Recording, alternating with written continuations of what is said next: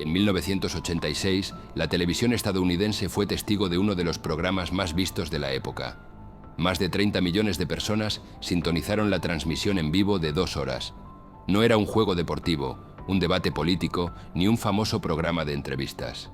Los espectadores observaban con atención mientras se abría la habitación secreta del famoso gángster Al Capone, ubicada en el sótano de un club nocturno de Chicago. Habían pasado 39 años desde su muerte, pero la figura del rey del inframundo seguía causando revuelo. Nadie sabía qué había detrás de la pared. Podrían ser millones de dólares. Por eso, agentes federales de impuestos estaban presentes junto a los periodistas. Los cadáveres de los desafortunados enemigos de Al Capone también podrían estar allí, por lo que un médico forense estaba cerca para ese propósito. Finalmente, la pared cayó y la gente se apresuró a entrar. Sin embargo, en lugar de un tesoro secreto, solo encontraron tierra y unas cuantas botellas sucias. El espectáculo más esperado del año se convirtió instantáneamente en una gran decepción.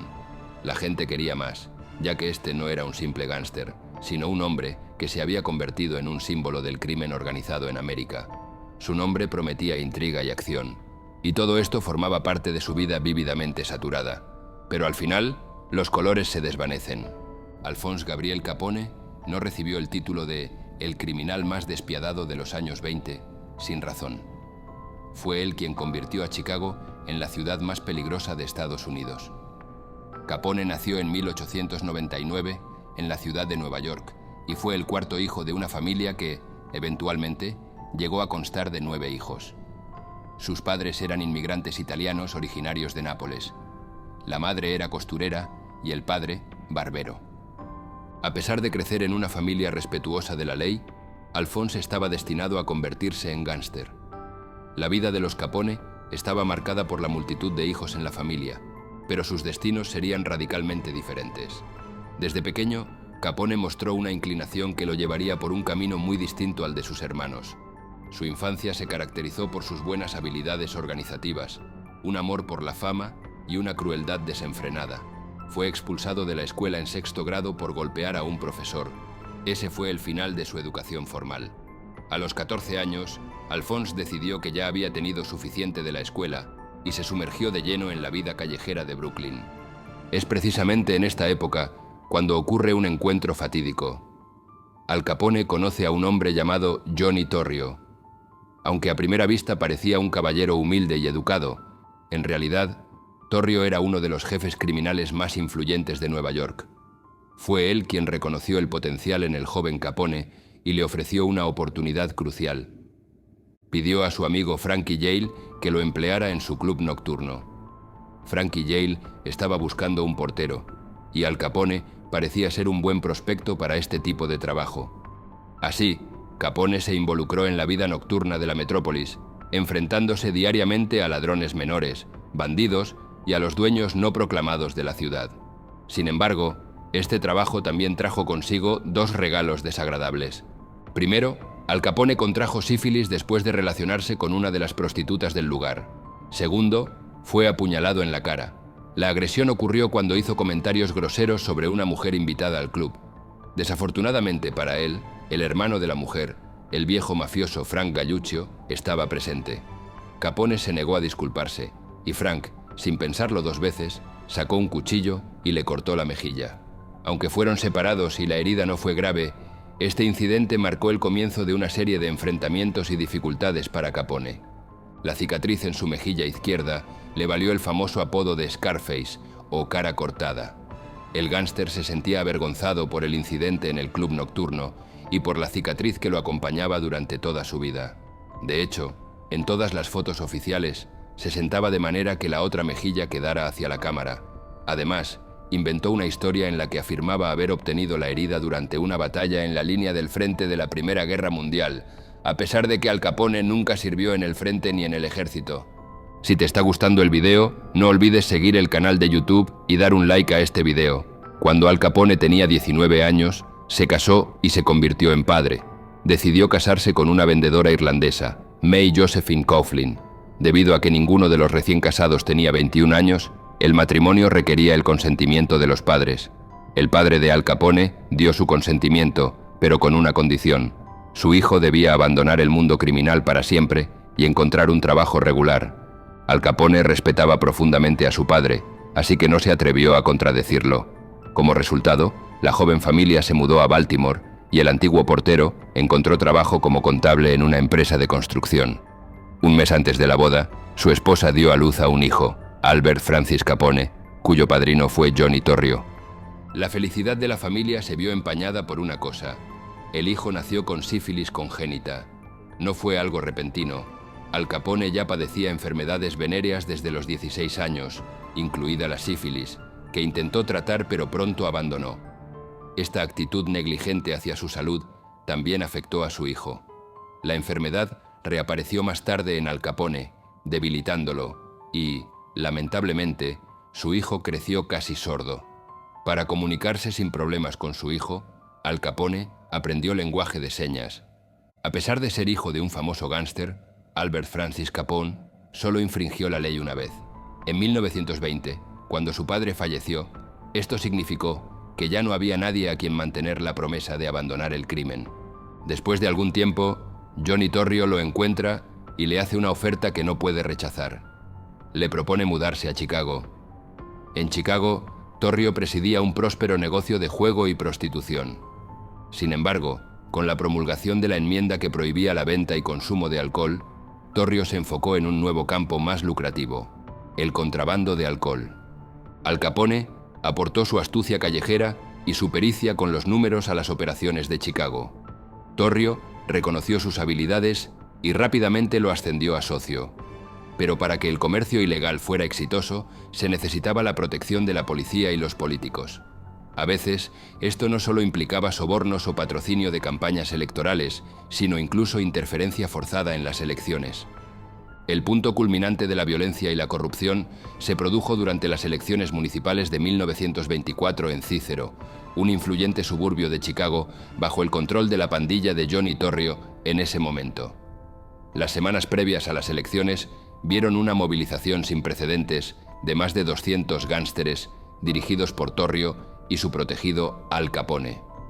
Según los informes policiales y testimonios de la época, el caos comenzó con un ataque sistemático contra el Partido Demócrata.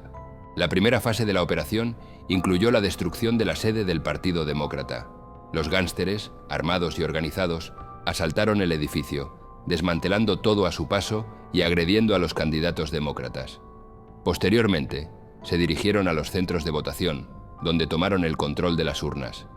Testigos y registros indican que, en estos centros, los gánsteres forzaron a los votantes a respaldar al candidato republicano, conocido por sus vínculos con la mafia. Los opositores fueron brutalmente acosados, se les despojó de las papeletas, fueron golpeados y expulsados de las estaciones de votación. La violencia no se limitó a intimidación, varias personas fueron asesinadas en el proceso. Además, se llevaron a cabo secuestros masivos. Más de 20 agitadores demócratas fueron capturados y mantenidos en un sótano, fuera del alcance de las autoridades, hasta que pasaron las elecciones. Esta táctica aseguraba que la oposición no pudiera organizarse ni presentar resistencia efectiva. En respuesta al asalto generalizado, las autoridades locales desplegaron rápidamente un contingente de 100 agentes de policía para restaurar el orden. Sin embargo, la intervención llegó demasiado tarde. En uno de los enfrentamientos, Frank Capone, el hermano de Al Capone, perdió la vida recibiendo más de 8 disparos, de los que 3 fueron directamente a su cabeza, dejando su rostro irreconocible. A pesar de esta pérdida, la operación resultó exitosa para la mafia. Los candidatos republicanos, respaldados por el poder de la pandilla, triunfaron en las elecciones. Como resultado, Cícero quedó firmemente bajo el dominio de Al Capone, consolidando su control sobre el suburbio. Aunque esta victoria representó un hito en la carrera criminal de Capone, la guerra por el poder estaba lejos de terminar. La influencia de la mafia en la política local de Chicago continuó, mientras las facciones rivales se preparaban para nuevos conflictos. Ahora debían lidiar con otras pandillas. Torrio creía que sus habilidades diplomáticas eran suficientes para convencer a todos de cooperar. Durante un par de años, logró mantener una paz frágil, pero gradualmente las cosas se salieron de control. Pequeñas escaramuzas se convirtieron en conflictos mayores, y Torrio decidió tomar la iniciativa. Era el momento de golpear primero. Era necesario eliminar al líder de la pandilla irlandesa, Diane O'Banion. Al Capone planeó personalmente la operación, Y Frankie Yale, el mismo que una vez le dio su primer trabajo como portero, vino desde Nueva York para llevarla a cabo. La operación salió a la perfección. O'Banion fue asesinado en su propia floristería y nadie fue arrestado. Sin embargo, Torrio calculó mal. La muerte de su principal oponente no enfrió en absoluto el fervor de los irlandeses. Al contrario, el nuevo líder de la pandilla, Jamie Weiss, convirtió la venganza por los asesinatos en su máxima prioridad. Estalló una guerra sangrienta de 5 años en la que murieron más de 700 personas. Weiss se convirtió en el único hombre al que Al Capone temía. Un año después de estos eventos, Al Capone escapó milagrosamente de un intento de asesinato. Un mes más tarde, Johnny Torrio resultó gravemente herido, pero un disparo fallido del asesino fue lo que lo salvó de la muerte. A pesar de su experiencia, Torrio se conmovió tanto que decidió retirarse y regresar a Italia. Para Al Capone, este fue un momento de gloria. Ahora era el jefe.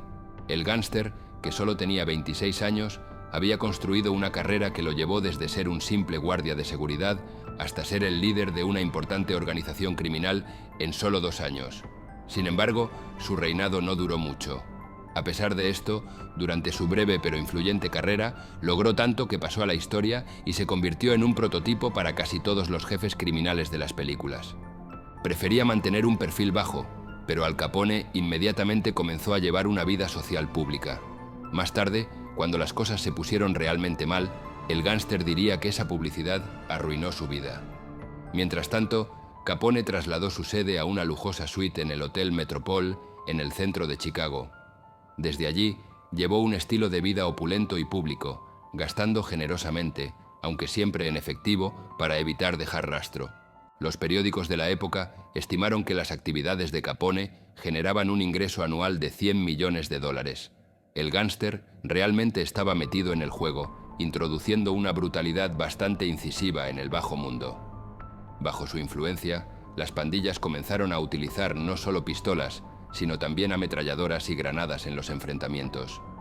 Bajo su liderazgo, los autos rivales comenzaron a explotar con una frecuencia alarmante por bombas colocadas en los bajos de los autos. Los subalternos de Al Capone extorsionaban a la mitad de los hombres de negocios de Chicago y la mitad de los oficiales de policía estaban en su nómina. Pero la principal fuente de ingresos de Capone, por supuesto, era el contrabando de alcohol. Poseía la red de contrabando de licor más grande, que se extendía desde Canadá y contaba con varias destilerías clandestinas. El alcohol llegaba a cada bar de la ciudad. Si alguien se negaba a cooperar con Capone, de repente ocurría un incendio. Esta lujosa vida se desarrollaba en medio de una guerra en curso con los irlandeses. Había una recompensa de $50.000 por la cabeza de Capone. En 1926 se hizo otro intento de asesinato en su habitación de hotel. Más de 1000 balas fueron disparadas contra sus ventanas. 2 de sus guardaespaldas y una novia fueron asesinados, pero el jefe mismo no recibió ni un rasguño. Al día siguiente, ordenó un automóvil blindado que le salvaría la vida en varias ocasiones futuras. Parecía un coche ordinario, pero tenía un blindaje potente y pesaba 3 toneladas. Este impresionante vehículo estaba equipado con ventanas a prueba de balas, orificios de disparo ocultos en las puertas y una ventana trasera extraíble para disparar a los perseguidores. Era un verdadero tanque, lo que demuestra que la mente de Capone era bastante extraordinaria. En ese momento, los gángsteres ni siquiera pensaban que fuera posible convertir un automóvil ordinario en algo así. En 1926, Al Capone logró matar al líder de la mafia irlandesa, Jamie Weiss, el único hombre que realmente amenazaba su poder. Sin embargo, fue también en ese año cuando Capone enfrentó su primer juicio. Todo esto ocurrió a raíz de la muerte del fiscal William Meighen, quien intentaba indagar en las actividades de Capone y llevarlo ante la justicia por sus manejos criminales. La situación era paradójica. Los hombres de Capone mataron al fiscal, pero no por sus órdenes. William Meighen fue alcanzado accidentalmente en el fuego cruzado durante un enfrentamiento entre gángsteres y otras pandillas. Más de 300 detectives buscaron a Capone por todo el país, y él se escondió en el apartamento de un amigo cerca de Chicago durante 3 meses. Finalmente, el gángster decidió entregarse a la policía después de consultar con abogados. No había pruebas serias en su contra, por lo que el jurado encontró al jefe de la mafia no culpable. Sin embargo, los problemas para Capone apenas comenzaban. En 1928, el alcalde de Chicago, patrocinado por el gángster, no logró ganar las elecciones y Capone perdió un aliado crucial, un político importante, en un instante. Aunque era el jefe de la mafia de la ciudad, las otras pandillas no estaban inactivas. Los irlandeses se unieron en torno al nuevo líder y volvieron a la ofensiva. Atacaron camiones de licor e incluso incendiaron el hipódromo que pertenecía a Al Capone. Además, los problemas llegaron de donde menos se esperaban. Frankie Yale, un viejo amigo de Capone, comenzó a trabajar en su contra. Había vivido en Nueva York todo este tiempo y se encargaba de entregar whisky desde Canadá. En algún momento, Capone notó que algunos de los camiones desaparecían sospechosamente. Envió a sus hombres y descubrieron que Frankie Yale estaba desviando parte de la mercancía. Esto era algo que Capone no podía perdonar, ni siquiera a un amigo. Los mejores hombres de Chicago fueron a Nueva York y después de una larga persecución en automóvil, Frankie Yale fue asesinado a tiros. La pérdida de su compañero volvió su atención hacia los irlandeses de nuevo. Bugs Moran, el nuevo jefe de la pandilla irlandesa, no poseía la brutalidad directa de sus predecesores, pero era lo suficientemente astuto para llevar a cabo ataques letales y específicos. Su pandilla logró matar a 2 amigos de Capone y el jefe mismo escapó milagrosamente de una bala. Todo esto llevó al asesinato más sonado y descarado de la carrera de Capone, que fue tanto el clímax como el comienzo de su fin. Capone decidió que había llegado el momento de terminar con la época de los asesinatos individuales. Solo la muerte simultánea de todos los líderes de la pandilla rival podría ayudarlo a ganar. Capone puso a su principal asesino, Jack McGurn, a cargo de la operación. Cada uno de los futuros objetivos fue vigilado cuidadosamente. La pandilla de Capone alquiló un apartamento al otro lado de la calle de la sede irlandesa para mantener a los rivales constantemente bajo vigilancia. Los hombres de Capone estudiaron a fondo los hábitos y horarios de los irlandeses. En las primeras horas de la mañana del 14 de febrero de 1929, se suponía que se llevaría a cabo una reunión entre los hombres de Capone y la pandilla irlandesa. La reunión no pretendía implicar derramamiento de sangre y su principal propósito era resolver algunos asuntos de contrabando. Cuando los irlandeses llegaron al lugar de la reunión, un coche de policía se estacionó fuera del lugar de encuentro. Los policías ordenaron a los gánsteres que se alinearan contra la pared para un registro. Cuando lo hicieron, los policías abrieron fuego contra ellos. Los policías eran, de hecho, miembros de la pandilla de Capone disfrazados. Los irlandeses creyeron que eran policías y pagaron el precio. La operación se llevó a cabo perfectamente. Más tarde, los testigos dijeron que creían que eran verdaderos policías, pero el objetivo principal, el líder de la pandilla irlandesa, Bugs Moran, no fue asesinado. Llegó a la reunión un poco más tarde y al ver el coche de policía, huyó. Sin embargo, la pandilla irlandesa finalmente fue derrotada con 7 de sus miembros importantes muertos. La guerra había terminado. Parecía que Capone podía celebrar su victoria. Chicago estaba ahora completamente bajo su control. Lo que Capone no podía prever era un cambio dramático en la opinión pública. Las imágenes del lugar del crimen llegaron a los periódicos y la gente quedó impactada por tanta audacia y crueldad sin precedentes. La reputación de Capone se tambaleó.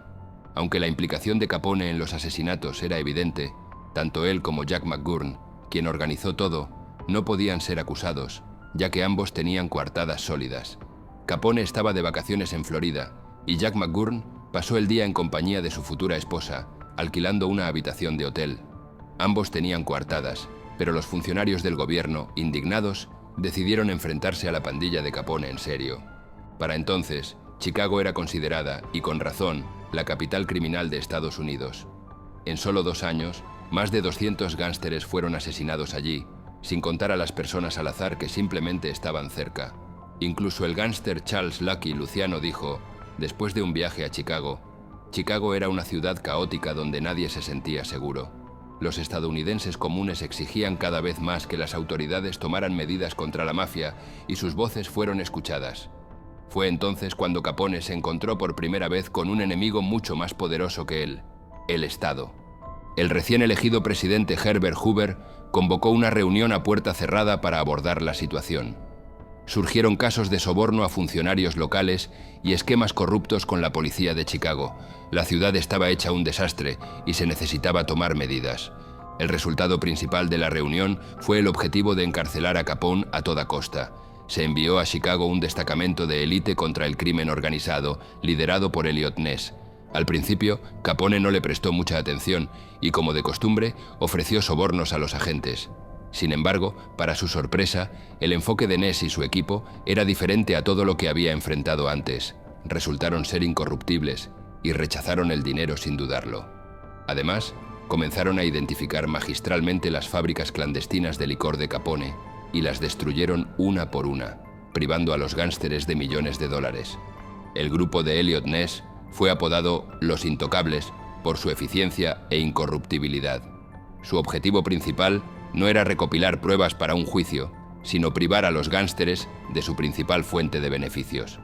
Mientras tanto, el Departamento de Justicia ya estaba pensando en cómo llevar a Capone a juicio. Técnicamente, él no tenía problemas legales, así que primero los fiscales decidieron acosarlo. Comenzaron a procesarlo en general por todo lo que pudiera ser procesado. En 1929 fue arrestado por desacato al tribunal, simplemente porque fingió una enfermedad y no se presentó a una de las audiencias. 2 meses después, fue detenido por portar un arma de manera legal y terminó en prisión durante 1 año. A pesar de la riqueza de Capone, prácticamente no tenía propiedades registradas a su nombre. En los papeles, el gánster más rico se presentaba como pobre. Otra acusación de desacato siguió, por la cual recibió otros 6 meses de prisión. Capone casi no salió de los tribunales y prisiones durante 2 años, pero aún así era el líder de una gran banda, aunque ésta y Capone mismo ya no eran tan poderosos. Finalmente, se le presentó un cargo real. Al Capone fue condenado por un crimen, sorprendentemente no por asesinato o extorsión, sino por evasión de impuestos. Este movimiento por parte de la Fiscalía no requería más investigaciones, ya que tenían pruebas irrefutables. Capone intentó pagar una multa considerable para evitar la prisión, pero el gobierno no se lo permitió. Querían verlo tras las rejas. Los abogados de Capone se dieron cuenta del riesgo que esto implicaba para su cliente y lo persuadieron para llegar a un acuerdo. Los fiscales prometieron solo 2 años de prisión a cambio de una confesión, pero después de que el gánster se declaró públicamente culpable, el juez repentinamente rechazó el acuerdo. El gobierno acusó a Capone de evasión de impuestos por $215.000 en un periodo de 5 años. Lo más importante fue que el gánster fue condenado a 11 años de prisión. Capone estaba atónito. Ninguna apelación ayudó y la sentencia se mantuvo inalterada. Ese fue el final. El gánster más famoso de todos los tiempos, con solo 33 años, terminó siendo un hombre completamente diferente en prisión. En lugar de seguir siendo un gánster brutal y seguro de sí mismo, se convirtió en un hombre desmoronado por el tiempo y las circunstancias de una celda. Al Capone se convirtió en un hombre descuidado, obeso, con sífilis, gonorrea y una fuerte adicción a la cocaína. En lugar de llevar una vida rica y lujosa, ahora cosía las suelas de zapatos durante 8 horas al día.